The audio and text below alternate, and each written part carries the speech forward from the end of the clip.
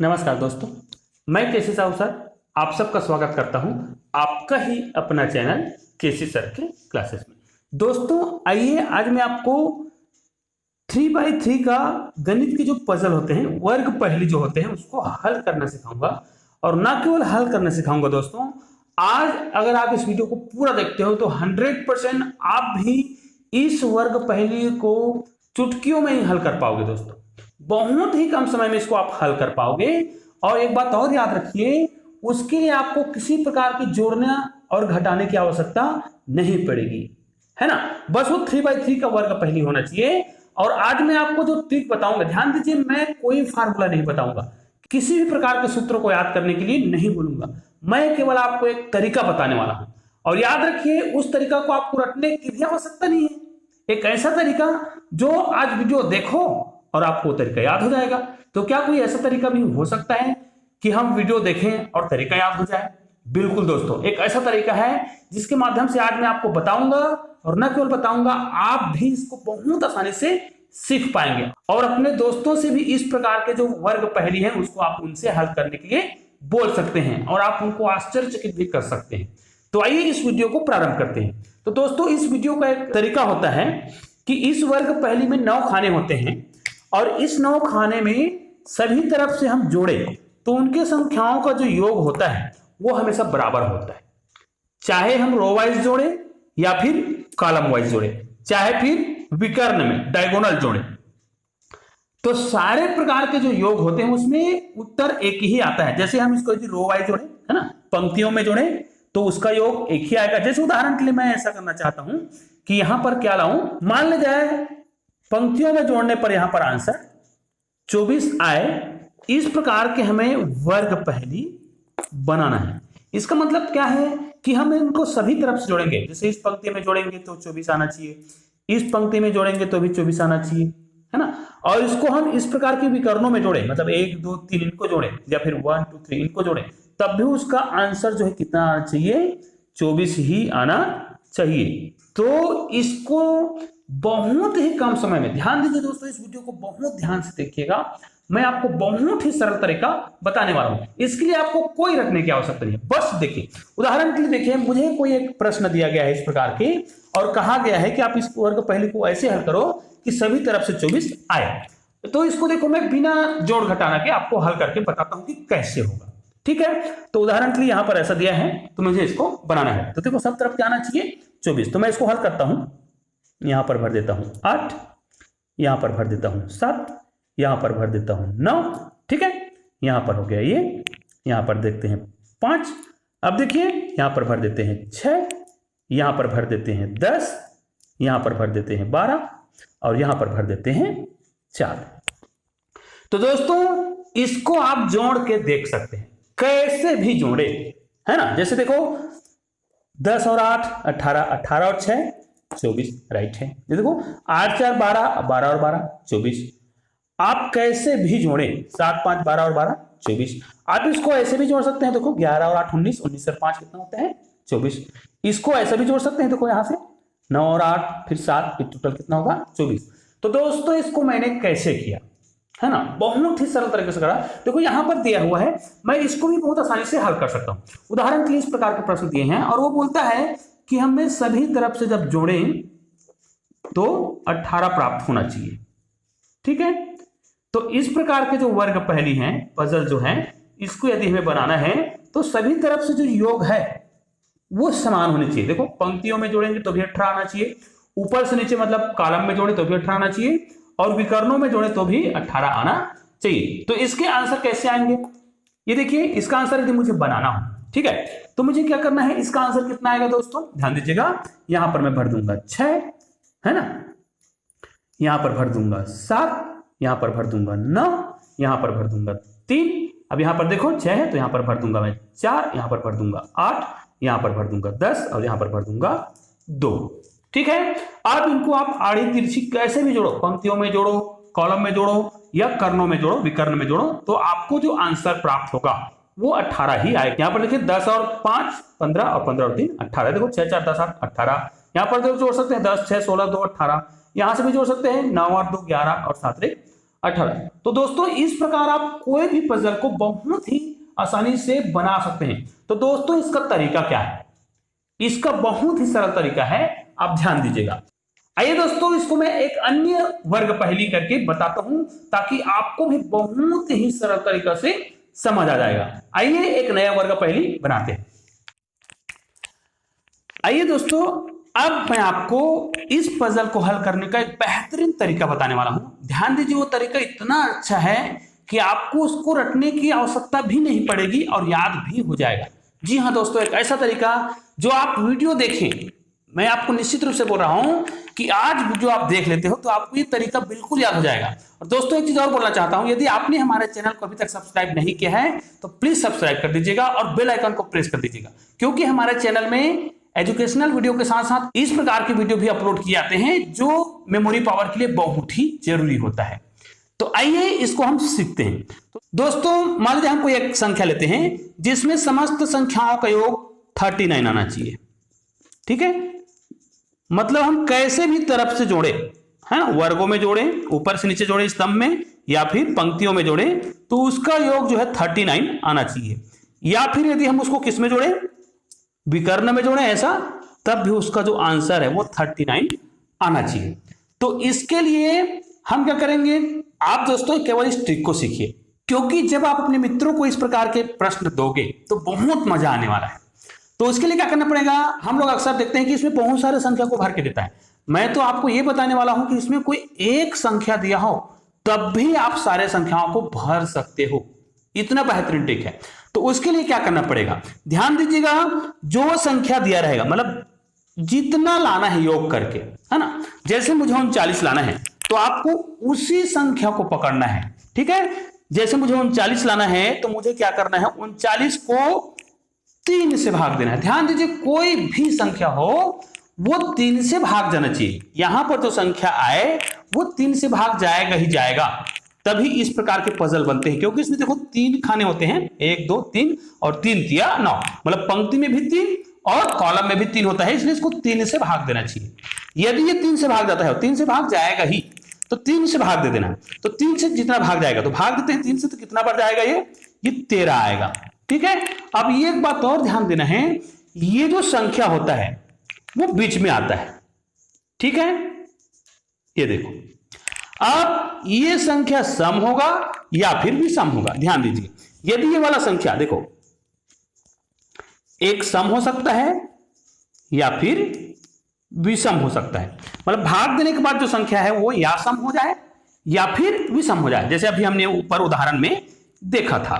तो मान लीजिए क्या है, ये संख्या जो हमारा विषम है, तो इसके जो कॉर्नर होंगे, है ना, जो कॉर्नर मतलब समझते हो ना, देखो 1 2 3 4, यहां पर कौन सी संख्या आएगा, ध्यान दीजिएगा, हमेशा सम संख्या ही आएगा। और जो मैं भर रहा हूं उसको ध्यान से देखिए, जैसे ये 13 है तो यहां पर क्या आएगा, यहां पर आएगा 12। इसका मतलब यह है जो यहां पर बीच में जो संख्या आएगा उससे पहले की सम संख्या और यहां पर उसके बाद की सम संख्या है। देखो तो 12 13 14, फिर यहां पर देखो 14 आया है तो 14 के बाद की सम संख्या यहां पर कितना आ जाएगा, 16। अब यहां पर देखो ये 14 है, 12 है, तो इससे पहले की सम संख्या, ध्यान दीजिएगा, यहां पर इसके बाद की और यहां पर इसके पहले की, तो पहले की सम संख्या कितना आ जाएगा, यहां पर 10 आ जाएगा। उम्मीद है समझ आया होगा। अभी ध्यान से सुनिएगा। आइए दोस्तों, मैं इनका आपको मेन कॉन्सेप्ट समझा देता हूं। मैंने पहले ही बोल रखा है कि मैं इनका कोई भी सूत्र नहीं बताऊंगा, बस एक तरीका बताऊंगा और उस तरीके के माध्यम से आप इस प्रकार के जो पजल होते हैं उनको बहुत ही सरल तरीके से हल कर सकते हैं। तो आइए हम देखते हैं, हमने आपको बताया था इस प्रकार के जो भी पजल आएंगे उनको 3 से भाग देना है। तो हमने अभी आपको बताया था, इनको भाग दिए थे तो आया था 13। अब ये सम संख्या भी हो सकता है और विषम भी हो सकता है। तो ध्यान दीजिए, इसको तो हमने बीच में लिख दिया था। अब ध्यान दीजिए, इससे 13 से पहले आपको क्या लिखना है, जैसे 13 है तो 13 से पहले 2 सम संख्या लिखना है। तो 13 से पहले कौन सा सम संख्या आता है, 12, और उससे पहले कौन आता है, 10, और इसके बाद भी 2 सम संख्या लिखना है। तो देखो 13 के बाद कौन सा सम संख्या आता है, 13 के बाद ये आएगा 14 और उसके बाद क्या आएगा, 16। ये तो सम संख्या की बात हो गई। इसी प्रकार इसके 2 विषम संख्या भी लेने हैं। जैसे देखो ये 13 है तो 13 के पहले दो विषम संख्या, तो 13 के जस्ट पहले कौन सा विषम संख्या आता है? 11 आता है, और उससे पहले क्या आता है? 9 आता है। और 13 के बाद भी दो विषम संख्या लेने हैं, तो 13 के बाद कौन सा आता है? 15 आता है, और एक आता है 17। तो ध्यान दीजिए दोस्तों, जो भी संख्या बीच का होता है, जिनको हम भाग देते हैं, उस संख्या को बीच में लिख देंगे। अब याद रखिए, यदि बीच में विषम संख्या आ रहा है तो उसके चारों जो कोण हैं उस पर सम संख्या ही आएगा, और यदि यहां पर सम संख्या है तो कोणों पर क्या आएगा? विषम संख्या आएगा। अब ये तो समझ आ गया कि जैसे ये 13 है तो यहां पर हमने क्रमशः बना दिया 12, 13 और 14, और ये हो गया 16 और ये हो गया 10। एक बात और याद रखिए, यदि 13 के ऊपर में हम बड़े वाले संख्या को लिख रहे हैं तो दोनों संख्या क्या होगा? बड़ा होगा। अब क्रम तो याद हो गया है, जैसे क्रमशः होगा 12, 13, 14 है तो ऊपर में बड़ा संख्या ही लेना है, तो 14 के बाद 16 था, यहां पर देख सकते हो आप। ये देखो, अब नीचे में आप छोटे वाले सम संख्या को ले रहे हो, तो 12 लिए थे, तो 12 से छोटा कौन होता है? 10 होता है। ये तो इनकम कॉन्सेप्ट हो गया। आप ध्यान दीजिए, इस प्रकार का जो संख्या दिख रहा है ना, इस प्रकार का जो चिन्ह दिख रहा है, एक प्रकार का प्लस का चिन्ह दिख रहा है कहा जाए, है ना, जो खाली जगह है वो प्लस का चिन्ह बन रहा है। तो ध्यान दीजिएगा, अब ये भी कॉन्सेप्ट लगा लीजिएगा। यहां पर एक बात और बहुत ध्यान से सुनिएगा, ये देखिए, ये जो है सम संख्या है, लेकिन दोनों जो है इस पजल में आने वाले सबसे बड़ी सम संख्या है। इसका मतलब यहां पर जो विषम संख्या आएगा वो सबसे छोटा होगा, है ना। और ये देखो, ये इस पजल में आने वाले छोटे सम संख्या है अपेक्षाकृत इन लोगों के, तो यहां पर जो विषम संख्या आएगा वो इन लोगों से क्या होगा? थोड़ा से बड़ा होगा। इसको भी देख सकते हो, ये दोनों जो है इन दोनों से छोटा है, तो इनका उनसे भी छोटा होगा। कहने का मतलब यह है, इस सीक्वेंस को देखिए, जैसे यहां पर 13 है तो 13 के पहले क्या आता है जी? 13 के पहले विषम संख्या कौन आता है? 11। ये देखो, ये हो जाएगा 11, और ये देखो 11 हो गया, और यहां पर क्या आएगा? 11 हो गया, उसके बाद 13, उसके बाद विषम संख्या कौन आता है? 13 के बाद आता है 15। ठीक है, अब 15 के बाद कौन सा आता है? 15 के बाद इधर देख लो 17 आता है, तो 17 कहां पे आएगा? नीचे आ जाएगा। ठीक है, और इससे पहले एक जो विषम संख्या जो बच गया, देखो कौन सा बच गया है? यहां पर क्या आ गया है? ये तो कर दिए, ये भी उपयोग हो गया, ये भी उपयोग हो गया, बस ये वाला बच गया 9। तो 9 कहां पे आएगा? ये देखो, यहां पर एक बात और ध्यान दीजिएगा, यहां पर अपना लॉजिक का उपयोग भी कर सकते हैं। जैसे इन दोनों को हम जोड़ते हैं, है ना, तो 16 और 14 कितना होता है? 30 होता है, तो 30 में 9 जोड़ेंगे तो 39 हो जाएगा।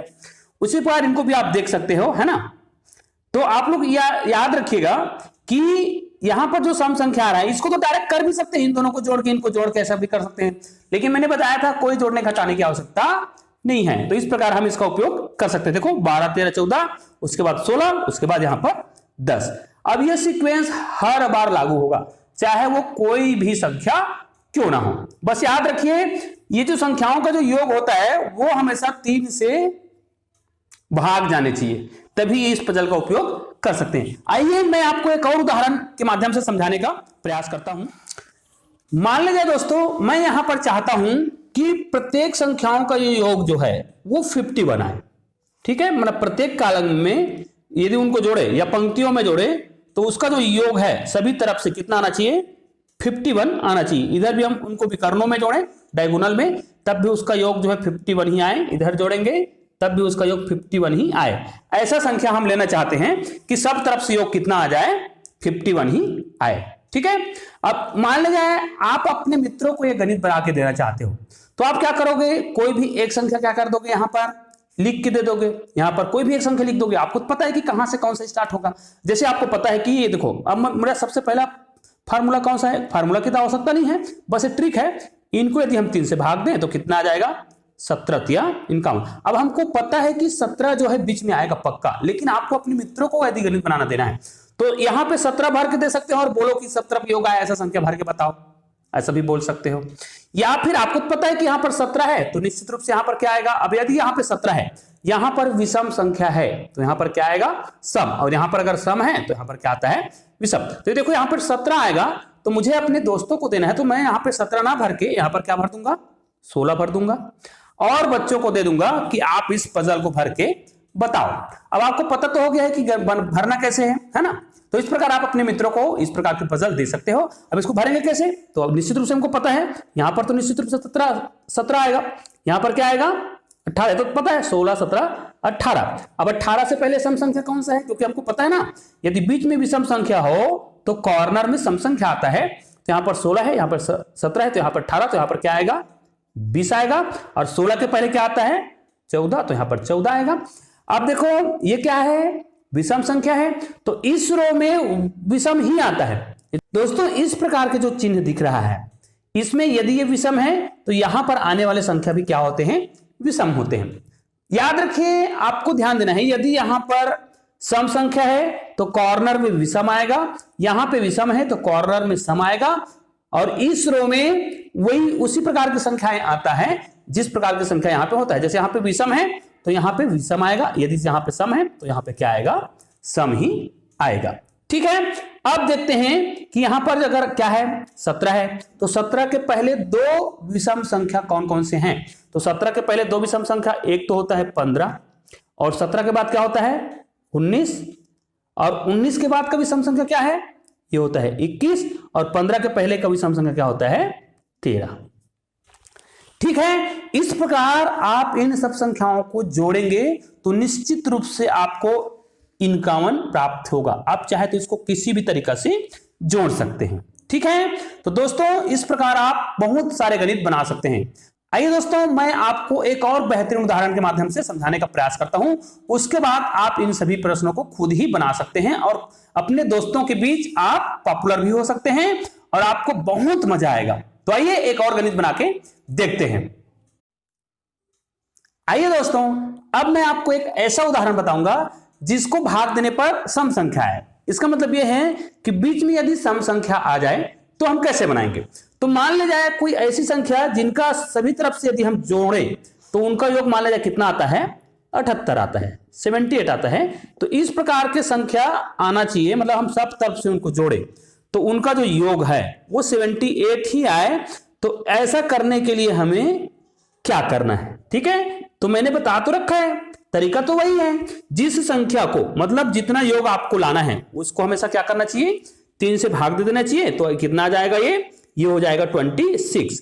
इसका मतलब ये है ये जो 26 है वो कहां पे आएगा, बीच में आएगा।